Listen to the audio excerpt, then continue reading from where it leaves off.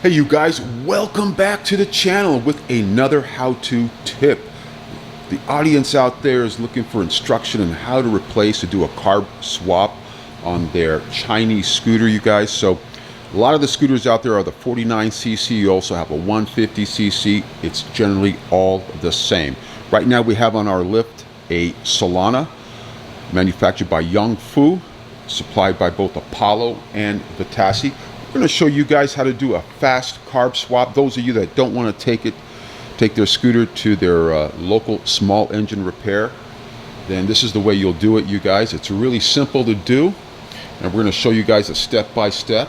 Now again, this is the 49cc QMB139. A lot of you guys are calling the 49cc's GY6. It's not a GY6, you guys. It's a QMB139 engine system on there. And then we're going to install a 49cc carburetor. So we're going to show you guys. Again, you guys can buy these on Amazon, buy it at your local dealer. Again, there's different quality of carburetors here on Amazon, so always be careful on the right one to choose. Again, buying it OEM from, let's say, your manufacturer, that's probably the way to go. Again, always be careful because not all carburetors are the same, despite them looking all alike. So we got Tyson here. He's going to help with this step-by-step instruction. Say hi, Tyson. Hello. Okay, so again, we're going to start off with removing the bucket, you guys. This is a step-by-step. Go ahead, Tyson. Alrighty. Okay, as you can see, you're going to raise your seat. You're going to have to remove this bucket right here. Go ahead. Okay, yep, we got 5 bolts here. There's this one up here, and then there's 2 down here, right next to the carb access, and then the 2 at the top. All right.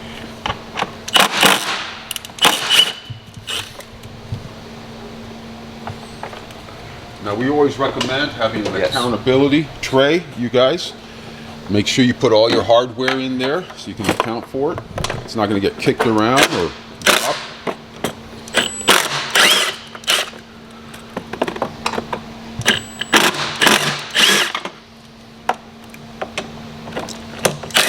So Tyson, you're using what size? This is a 10mm socket.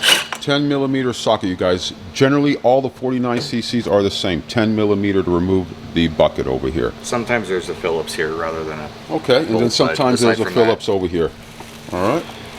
Alrighty, we'll just go ahead and lift this up, set it aside. You set that bucket aside. You see how easily that was lifted out. Now, you want to do that to create access to your engine, your carburetor. As you can see right now, you have 101% access, you guys. You can work easily. You have access to all the vacuum lines, fuel lines. So go ahead, Tyson. Okay.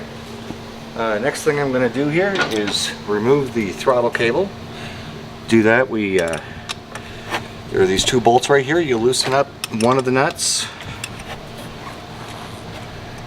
Slide this little boot forward. Unthread this one all the way, and we could just pull this out, slide it out, and you rotate this around, and you can pull the nub out of this little slot here, which will be easier to see when we pull the carburetor out. Okay, so you guys can see how easily that was. There was 2 nuts over here. You got this one he loosened as well as this one here. And what size? That's a 12mm. That's a 12mm he used to loosen this out, and then you just take the little nub out of this little slide here that it sets into for the throttle, and then you're good to go. Yep. Next, we're going to unplug the electric choke, which is, let's see here, I believe it is this one right here maybe. So we need to cut a few zip ties.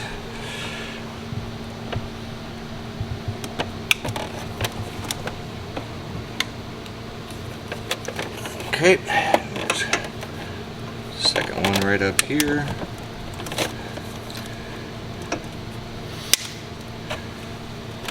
So we're showing this to you guys on a brand new scooter, you guys. As you can see, there is an electric choke connector. So you definitely have to cut the zip ties to get access to the plug so you can unplug it. And that's what Tyson's doing right now. Generally, it's tucked underneath near the gas tank. underneath one of the cross member frame bars. And there's lots of zip ties hiding around all kinds of wire in, so just have to be patient and trace the wire back. Let's see here.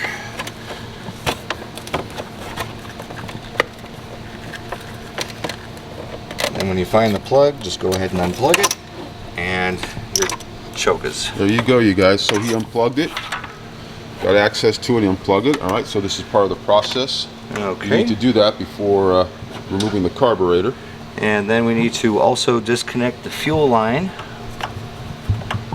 So, since there's no fuel shutoff valve, we just take some hose pliers, hose pinchers, and pinch off the line so you can remove it without dumping all the fuel out of your gas tank. There we go. So that's removed. And finally, just loosen up the hose clamps on either side, the one from the airbox and the one to the intake.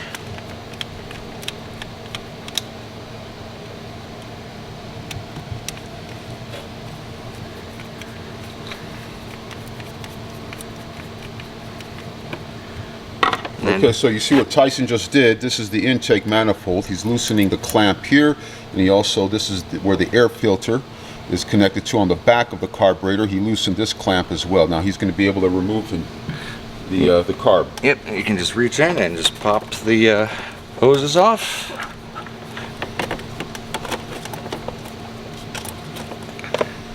Well, that's right. And then there's one other bolt on the side of the engine case that has to be removed. Okay, so this right here, he's going to have to remove this. This is actually the drain hose from the bowl of the carburetor, and that's generally mounted on the, I'm going to walk around, on the crankcase side cover, you guys. Yep, it's this bolt right here on the transmission cover is what's holding the drain for the float bowl there.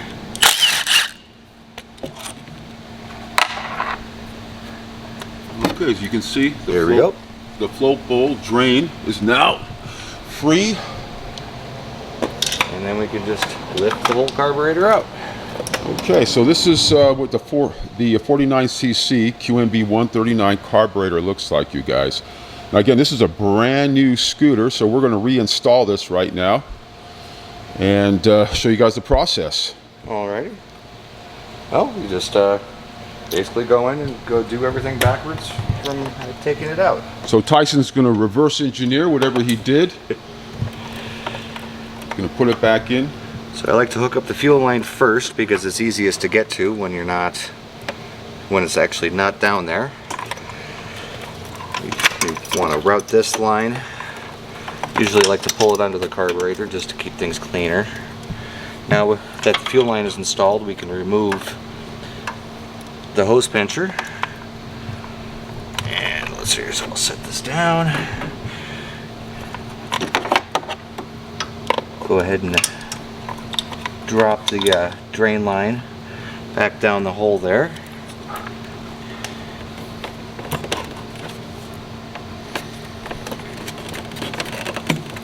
Then we slip this back in.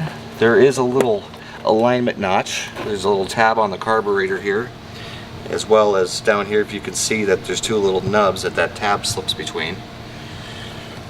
You want to get those in there. Oh, that's right. We were gonna just show this bit a little bit easier. This is where the throttle cable connects, which is right here. So we take this little nub right here, that slides right into the hole there and then goes around,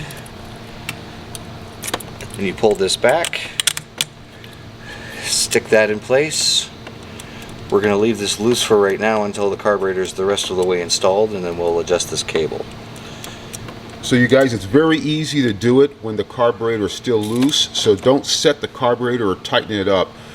Keep it loose first, put it in its position, turn it sideways like Tyson has it here. It's a lot easier for you to put the cable back through, put that nub right into its little housing over here, and then mount the throttle cable on those nuts over there in the back. Just reverse engineer everything you just did to remove it. Yep. All right, so he straightens it out. We straighten it back out, slip the intake hose back on the intake side of the carburetor. There it goes. And now we can go ahead and tighten these back down. The two hose clamps, the one on the intake manifold and the one on the from the hose coming from the airbox.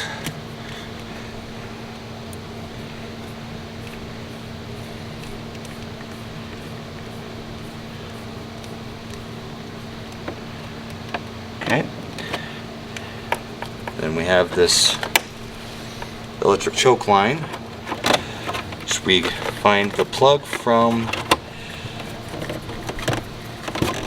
where we unplugged it here.